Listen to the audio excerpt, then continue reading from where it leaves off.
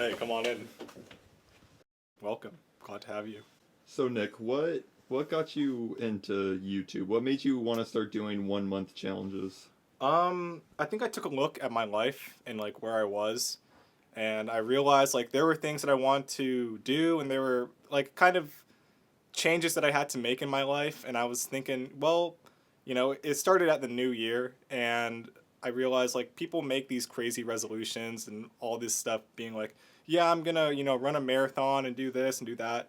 And I realized like for me, it's better if I just take things slow at different increments.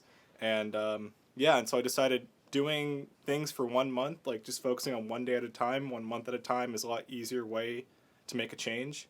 And yeah, that's kind of what inspired me to start. Here we go. And yeah, this is these lights right here. I got them when I was in high school. Some company sent them to me, and they arrived in like a huge box. And there's four of them, so two of each. And then there's like a huge backdrop with like a green screen, a white screen, and a black screen. And I remember when we got them, like I came home from school, my mom was like really pissed off because she was like, "Oh, your room isn't going to be turned into a studio," and kind of what it's kind of become of. I don't know what to tell her, but So, what so far has been your most challenging 1 month challenge that you've had to do so far? probably the cold showers. I feel like that's a given. That one was really hard. I think mainly because it was the first challenge of the month or the first challenge of the year, and it was the one where I was like super enthusiastic going into it, but it was also January, so it was super cold. And as the month progressed, like the excitement of taking cold showers wore off, and I was just kind of like, when am I gonna be done with this? That was one of them that I really didn't plan to continue doing after the month was up. I just kind of finished it and didn't look back. What's been your favorite 1 month challenge that you've done? Probably quitting coffee. That I did not expect to enjoy that one as much as I did, but yeah, I quit coffee and I was terrified to do it. For me, every morning for the last 5 years, I've had at least 1 cup of coffee. But I found there were a lot of benefits to quitting coffee. Like my sleep was so much better. I was able to be more focused, and it proved to me that like, okay, if I need to give this up, I definitely can. Uh, I returned to coffee, but quitting coffee really helped me rethink my relationship with coffee, in the sense of I don't just press two buttons on a Keurig in the morning to make a quick brew, or I don't go to Starbucks or like some other coffee shop to order a cheap $2 coffee. I've been brewing coffee myself, and I have like specialty coffee that I got from Yemen. And even then, because I'm brewing it myself, it takes longer. So I found I've actually gone like a few weeks now without brewing a cup of coffee. Are you are you doing this as a way to inspire, or are you doing this for yourself in I'm a more sense? I'm more so doing it for myself. I found the past few months I haven't really focused on making the videos or like being so high in like video production. Um, and that's mainly just because I've been doing the challenges solely for myself. Like when I did journaling for 30 days, and I didn't really film any of the process because I was just kind of, once again, just journaling, not really focused on showing others or having proof that I did it. Right? Yeah, it was really something for myself. Why 1 month? I think 1 month is just easier to digest, and like it's something, the year is just divided up into 12 months. Um, and yeah, I think it's long enough to form the habit should I choose to keep it, such as like journaling, um, and it's long enough to break a habit, such as drinking coffee or taking a warm shower. But it's not too long to where you get fatigued and tired or worn out, and it's not too short to where you don't have enough time to fully realize the benefits of doing it.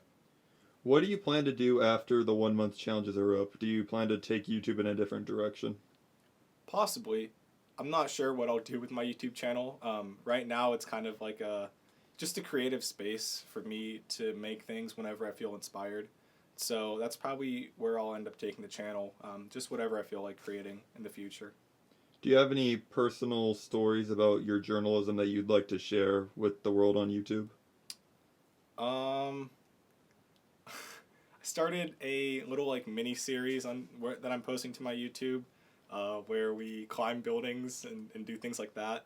I met a photographer in Long Beach who climbs buildings and construction sites and takes photos from the top. And he offered to take me along.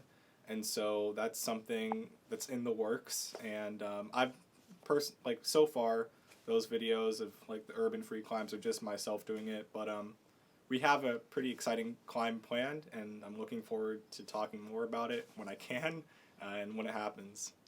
Do you have any videos that you regret making or kind of want to wish you could redo? That's a good question. I don't think so. I think before I wanted to start a YouTube channel for a while, and like I wanted to start making videos for a while, and I never really did it just because I was scared. And I think it's those missed opportunities and those times where I did film things but didn't ever release it or didn't ever edit it. Those are the things that I really regret doing. I don't think I regret putting out any content on my channel. Show me some of your favorite cameras and favorite equipment that you use to make YouTube videos. Awesome. Yeah. So, I don't only make YouTube videos. I also do like photography. One camera that I recently picked up that I really enjoy is this Canon Quick Load 17. This is a rangefinder film camera. I picked it up from a friend of mine, and it doesn't have a light meter. It doesn't have anything where we're too focused on settings. It does, but you have to have a battery for it, and I just chose not to use that. I really enjoy shooting on this camera just because it keeps things super simple. I enjoy rangefinder cameras, and yeah, shooting on this, it's film. I really enjoy doing that process. This is a Fujifilm X-T1. It's a little bit of an older camera, but yeah, this is solid for video and photography work.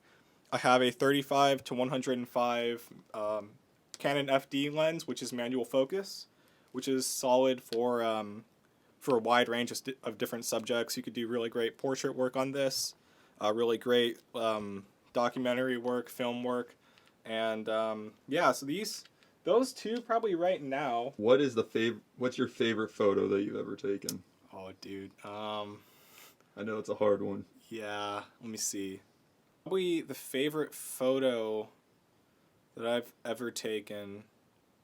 Well, one of them was we were at a protest back in September of 2020, and there was this protester who brought like a mirror, and they were kind of showing it at the cops.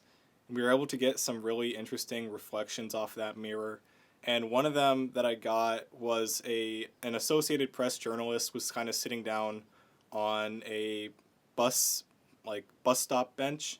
I was able to get a photo of a sheriff pointing an AR at the protesters with the photojournalist kind of sitting down on that bench, both in the same frame. And it kind of looked like the sheriff was like aiming the gun at the photographer.